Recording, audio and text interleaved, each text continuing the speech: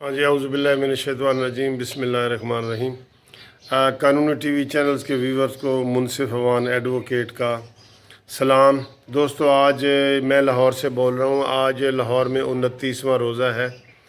और जैसा कि आप देख रहे हैं कि आज सारे टीवी अखबारात में सारा कुछ आ रहा है कि जी KPK में आज ईद मनाई जा रही है और वो भी 28वें रोज़े के बाद।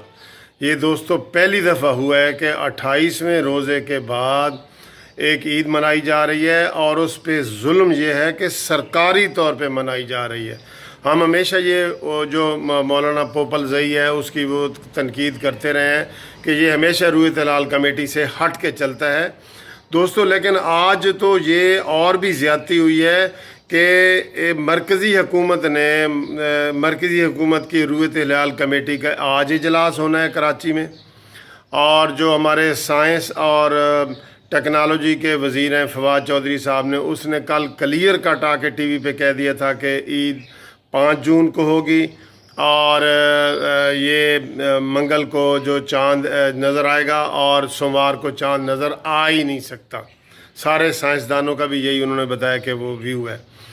और ये मुझे हैरानगी हुई है। अगर वो निजी तौर पे ईद मनाते KPK में तो मैं कहता चलो ठीक है, ये हमेशा होता है, लेकिन अगर सरकारी तौर पे, क्योंकि सरकार जो है इस वक्त मरकज़ में भी वही सरकार है और सूबे में भी KPK में भी वही सरकार है, तो अगर इस तरह की तफरकाबाजी और आपस में ग्रुपिंग हो, मुझे ये लगता है कि जो KPK की हुकूमत है उन्होंने फवाद चौधरी को नीचा दिखाने के लिए ये चीज़ की है। और उनके जो वहाँ के वज़ीर इत्तलात हैं